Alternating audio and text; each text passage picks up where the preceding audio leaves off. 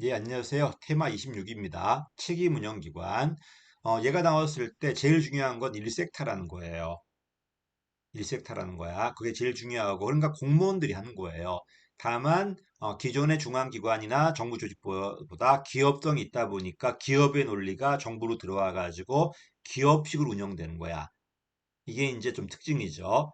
자, 공공성을 유지해. 공공성이 강하니까 공기업이나 민영화가 안 되는 거예요. 일색타다. 근데 기존의 정부보다는 가격이나 경쟁 논리가 들어올 수 있어요. 왜? 성과 조직이고 집행 조직이란 말이야. 이러면 내부 논리가 들어와서 시장 논리가 내부로 들어와서 시장적으로 운영되는 거야. 행정의 경영화 기법이라고 그래요. 이러니까 어디 논리다? 신공공 관리론. 그 기관장에게 집행에 대한 자율성을 줄게요.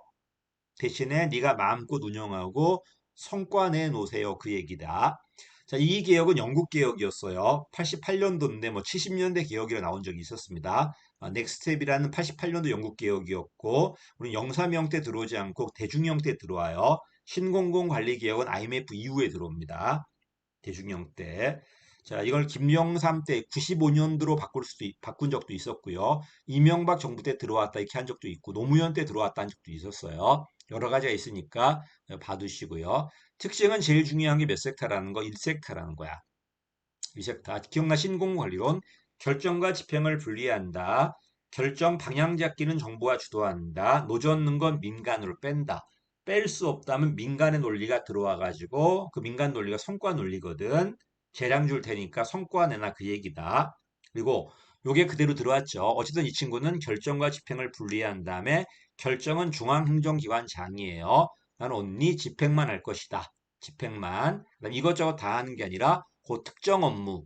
종자연구원이란 종자만, 과학관이란 과학만, 병원이란 병원 운영만, 특정 기능만 담당해요. 대신에 그 운영을 할 것이라고 결정한 건 중앙행정기관이지만 운영에 대해서 자율성을 주는 겁니다. 집행에 대해서. 자율성 줄 테니까 네가 성과 내놔.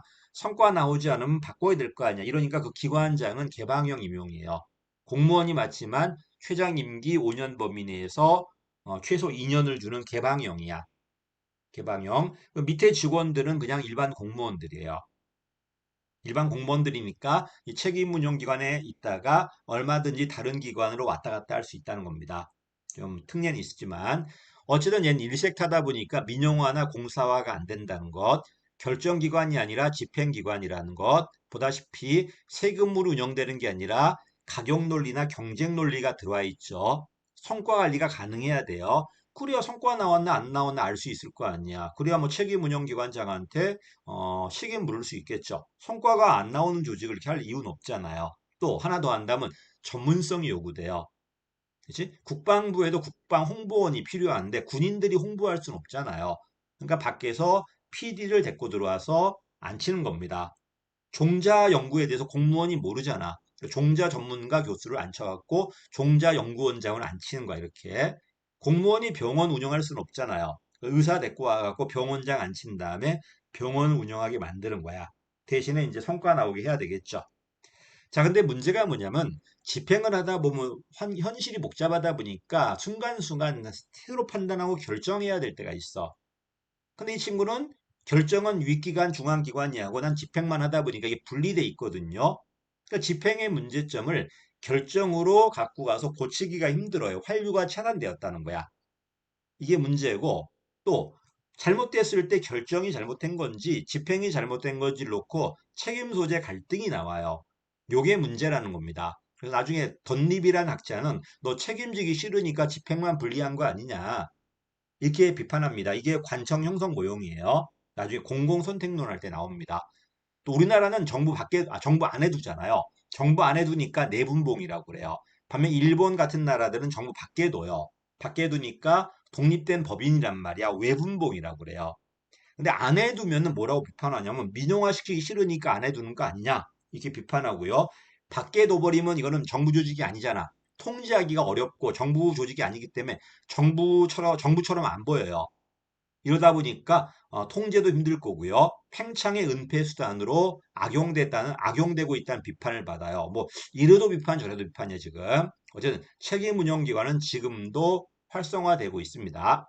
여기까지가 이론이에요. 어쨌든 이론에 제일 중요한 거는 일색타라는 게 제일 중요하고요.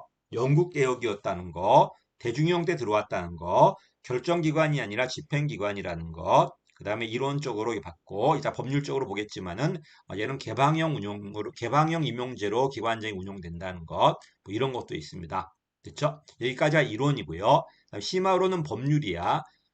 대통령령으로 설치하니까 다 설명드릴 건데, 이게 전부 다 법률로 나와 있고, 요게 이제 정리된 법이 밑에 가면은 책임운영기관에 관한 법률이 있습니다. 이거는 심화로 할 겁니다. 오늘은 그래서 이론적으로 책임운영기관이 뭔가, 제일 중요한 건 일색타라는 것, 이게 제일 중요하다. 영국개혁이었다는 것, 대중형 때 들어온다는 것, 그 다음에 결정기관이 아니라 집행기관이라는 것, 이런 정도만 외워두시면 어떨까 합니다. 여기까지 하겠습니다. 감사합니다.